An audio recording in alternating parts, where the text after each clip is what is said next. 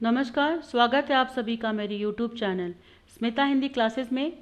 आज हम पढ़ने वाले हैं BCU BBA फर्स्ट सेमेस्टर का भारत एक है, जिसके लेखक हैं रामधारी सिंह दिनकर। दिनकर जी का एक संक्षिप्त जीवन परिचय जानते हैं। छायावादोत्तर काल के प्रमुख कवियों में एक रामधारी सिंह दिनकर का जन्म 23 सितंबर 1908 यानी कि 1908 को बिहार के बेगूसराय जिले के सिमरिया ग्राम में एक किसान परिवार में हुआ था। उनके पिता का नाम रवि सिंह और माता का नाम मनरूप देवी था। रामधारी सिंह दिनकर जी की प्रारंभिक शिक्षा अपने गांव में ही सीमित साधनों के बीच हुई थी। इसके बाद वह उच्च शिक्षा के लिए पटना चले गए। पटना विश्वविद्यालय से उन्होंने 1932 में BA में स्नातक की डिग्री हासिल की। रामधारी सिंह दिनकर के प्रथम काव्य संग्रह का क्या नाम है? बता दें कि बारदौली विजय संदेश रामधारी सिंह दिनकर का प्रथम काव्य संग्रह है, जिसे रचना के लिए रामधारी सिंह दिनकर को साहित्य अकादमी पुरस्कार से भी नवाजा गया था। संस्कृति के 4 अध्याय रचना के लिए रामधारी सिंह दिनकर को साहित्य अकादमी पुरस्कार से सम्मानित किया गया था। वर्ष 1946 में प्रकाशित कुरुक्षेत्र रचना के लिए उन्हें काशी नगरी प्राचार्यणी सभा उत्तर प्रदेश और भारत सरकार से सम्मान मिला। इसके बाद उन्होंने वर्ष 1959 में संस्कृति के 4 अध्याय रचना के लिए साहित्य अकादमी पुरस्कार से सम्मानित किए गए। भारत के प्रथम प्रधानमंत्री डॉक्टर राजेंद्र प्रसाद ने उन्हें वर्ष 1959 में पद्म भूषण पुरस्कार से सम्मानित किया। वर्ष 1961 में रामधारी सिंह दिनकर उनके प्रसिद्ध काव्य रचना उर्वशी के लिए ज्ञानपीठ पुरस्कार से सम्मानित किया गया। बिहार राज्य के राज्यपाल जाकिर हुसैन, जो कि बाद में भारत के तीसरे राष्ट्रपति भी बने, उन्होंने रामधारी सिंह दिनकर जी को डायरेक्टर की मानक उपाधि से सम्मानित किया और वर्ष 1999 में भारत सरकार ने उनकी स्मृति में डाक टिकट भी जारी किया था। 24 अप्रैल 1974 को हिंदी साहित्य के इस महान कवि का चेन्नई या कि तमिलनाडु में इनका निधन हो गया। भारत एक है का निबंध का सारांश।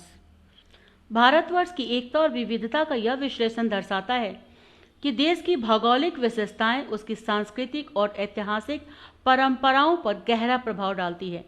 भारत की भौगोलिक संरचना 3 प्रमुख भागों में बटी है: उत्तरी हिमालय क्षेत्र, मध्य भारतीय पठार और दक्षिणी उपमहाद्वीप। इन भौगोलिक खंडों ने न केवल भारत की ऐतिहासिक सीमाओं को प्रभावित किया, बल्कि विभिन्न राजवंशों के सत्ता के क्षेत्र और उनकी एकता की कोशिश पर भी असर डाला है।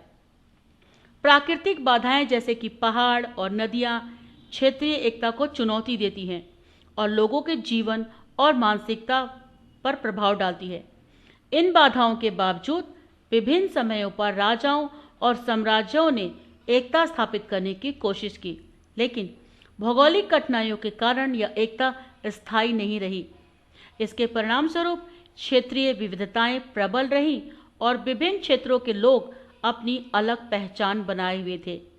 विभिन्न भौगोलिक क्षेत्रों में जीवन की कठिनाइयां और संसाधनों की उपलब्धता ने भी लोगों के स्वभाव और समाज की संरचना को प्रभावित किया। इन विविधताओं के बावजूद भारत ने एक अद्वितीय सांस्कृतिक एकता बनाए रखने की दिशा में लगातार प्रयास किए हैं, जो उनकी समृद्ध और विविधता से भरी हुई परंपराओं का प्रमाण है। भारत की विविधता और एकता का अध्ययन करते हुए यह स्पष्ट होता है कि भौगोलिक और सांस्कृतिक भिन्नताएं हमारे देश की एकता में प्रमुख बाधाएं हैं। भारत का भौगोलिक विभाजन हिमालय की उत्तरी सीमा, मध्य भारतीय पठार और दक्षिणी उपमहाद्वीप ने ऐतिहासिक रूप से विभिन्न राजवंशों की शक्ति सीमित की और क्षेत्रीय एकता को प्रभावित भी किया। विविध भौगोलिक परिस्थितियां और जलवायु जैसे रेगिस्तान, पहाड़ और नदियां स्थानीय जीवन शैली, पहनावा, खान पान और सामाजिक परंपराओं को आकार देती है। भाषा भी एक महत्वपूर्ण बाधा है। विभिन्न क्षेत्रीय भाषाएं और बोलियां संवाद में कठिनाई उत्पन्न करती है, यानी कि संप्रेषण में। हालांकि विज्ञान और प्रौद्योगिकी ने भौगोलिक बाधाओं को कम कर दिया है, भाषावेद लेकिन अभी भी एक चुनौती है। भाषा की इसी समस्या का समाधान केवल हिंदी भाषा के प्रचार से ही संभव है। फिर भी भारत की एकता के कई उदाहरण हैं। विभिन्न भाषाओं में साहित्य की मूल भावनाएं और विचार एक समान हैं, जो भारतीय दर्शन और सांस्कृतिक एकता को दर्शाते हैं। इसके अतिरिक्त भारतीय सांस्कृतिक पूजा विधियां और धार्मिक रिवाज देश के विभिन्न हिस्सों में समान हैं, जो एक साझा सांस्कृतिक धारा का संकेत देती है। इस प्रकार भारतीय एकता की असली ताकत उसकी सांस्कृतिक और ऐतिहासिक निरंतरता में निहित है। भारत की विविधता और एकता के इस विश्लेषण में यह स्पष्ट होता है कि भाषा, धर्म और सांस्कृतिक परंपराएं भारतीय समाज में विभिन्नता के बावजूद एकता की गहरी धारा को बनाए रखती है। भाषा की बाधाओं के बावजूद उत्तर और दक्षिण भारतीयों के बीच मूलभूत सांस्कृतिक और धार्मिक समानताएं हैं। भले ही भाषाएं अलग हो, धार्मिक विश्वास और सांस्कृतिक विरासत जैसे पूजा विधियां, रीति रिवाज और परंपराएं एक समान हैं। इस तरह भारत में मुसलमानों और हिंदुओं के बीच की सांस्कृतिक समानताएं हैं, लेकिन ऐतिहासिक रूप से कई मुसलमानों के पूर्वज भी हिंदू थे और उनके साथ सांस्कृतिक आदतें साझा की गई है। भारत की सांस्कृतिक एकता की पहचान उसकी विशिष्टता में है। हर देश की अपनी सांस्कृतिक विशेषताएं होती ही हैं और भारत भी इनसे अलग नहीं है। भारतीय संस्कृति की छवि पूरी दुनिया में एक अद्वितीय पहचान देती है, जो बाहरी प्रभावों के बावजूद सुरक्षित रहती है। भौगोलिक परिस्थितियां भी भारतीय एकता को प्रभावित करती हैं। भौगोलिक सीमाएं भारत को एक संगठित पूरे रूप में देखती है और विभिन्न ऐतिहासिक प्रयासों के बावजूद इन सीमाओं को पार करना या एक भाग को स्वतंत्र करना कठिन रहा है। मौर्य, यूनानियों और अन्य शासकों की कोशिशें भारतीय भूगोल के खिलाफ रही है, जिससे उनकी साम्राज्यवादी योजनाएं असफल हुई। इस प्रकार भारत की भौगोलिक और सांस्कृतिक विशेषताएं उसकी एकता को बनाए रखने में महत्वपूर्ण भूमिका निभाती है और ये विविधता में एकता का एक महत्वपूर्ण प्रमाण है। निष्कर्षतः हम कह सकते हैं कि हमारे देश में विविधता होते हुए भी पूर्णतः एकता विद्यमान है। यहाँ एकता विभिन्न आधारों अथवा समानताओं से परिपुष्ट होती है। वैसे भी प्राकृतिक ने भारत को एक स्वतंत्र इकाई के रूप में एक संगठित देश की भौगोलिक सीमा से परिवेशित रूप से बनाया है। अतः इसमें सभी से हमारी आधारों में हमारी एकता जो है पल्लवित होती है। एक वाक्य में उत्तर दें। भारत एक है किसकी रचना है? रामधारी सिंह दिनकर। भारत एक है दिनकर की कौन सी पुस्तक से लिया गया है? संस्कृति के चार धाम। रामधारी सिंह दिनकर का जन्म कहाँ हुआ था? बिहार के सिमरिया में। दिनकर के अनुसार प्राकृतिक दृष्टि से भारत के कितने भाग हैं? 3। हमारे देश की सांस्कृतिक विशेषता क्या है? अनेकता में एकता। प्रत्येक नागरिक के रहन सहन पर किसका प्रभाव पड़ता है? जलवायु का। रामधारी सिंह की मृत्यु कहाँ पे हुई? मद्रास यानी कि चेन्नई में। भारत कितने महासागरों से घिरा है? 3। अशोक चक्र के बीच में कितनी तीलियां हैं? 24। भारत में कितने राज्य हैं? 29। भारत में कितने शासित प्रदेश है? 7। भारत कैसा देश है? कृषि प्रधान। भारत एक है कैसा निबंध है? सांस्कृतिक। भारत की भौगोलिक संरचना कितने भागों में बांटी गई है? उत्तरी हिमालय क्षेत्र और मध्य भारतीय पठार 2 भागों में।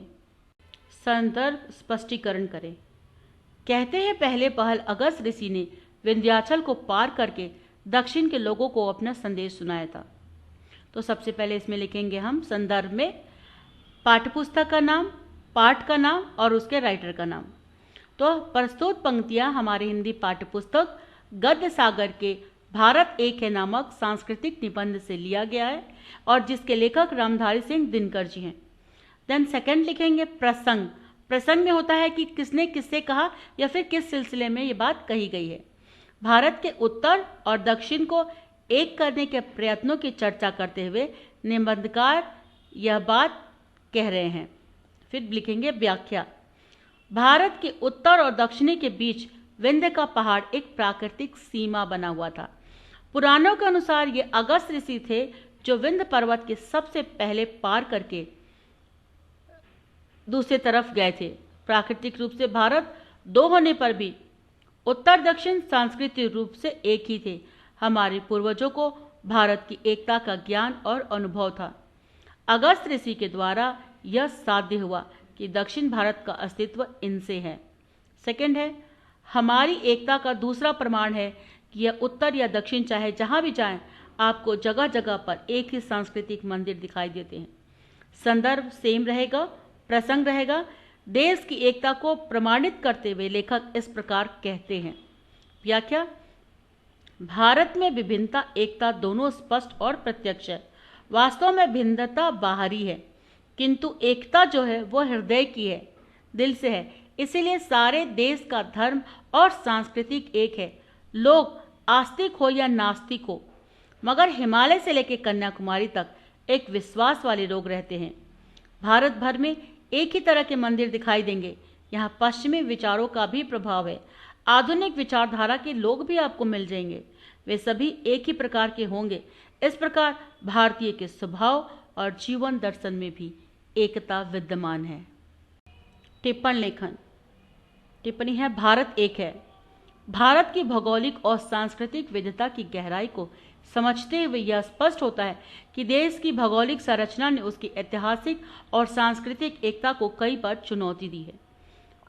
उत्तरी हिमालय, मध्य भारतीय पठार और दक्षिण उपमहाद्वीप की भौगोलिक विभाजन ने विभिन्न राजवंशों की सतह और क्षेत्रीय एकता की कोशिशों को प्रभावित किया। भौगोलिक बाधाएं जैसे पहाड़ और नदियां क्षेत्रीय विविधता को बढ़ावा देती है और जीवन शैली, पहनावा, खान पान, सामाजिक परंपराओं को आकार देती है। भाषा और सांस्कृतिक विविधता भी एक प्रकार के लिए बाधाएं प्रस्तुत करती है, लेकिन भारतीय साहित्य, पूजा विधि और धार्मिक रीति रिवाजों में समानताएं दर्शाती है कि सांस्कृतिक एकता बनाए रखने की निरंतर कोशिशें की गई है। भारत की सांस्कृतिक एकता उसकी विविधता में निहित है और भौगोलिक परिस्थितियां भी एकता को प्रभावित करती हैं। इस प्रकार भारतीय विविधता और एकता का विश्लेषण दर्शाया गया है कि भारतीय और ऐतिहासिक निरंतरता ही देश की वास्तविक एकता की ताकत है।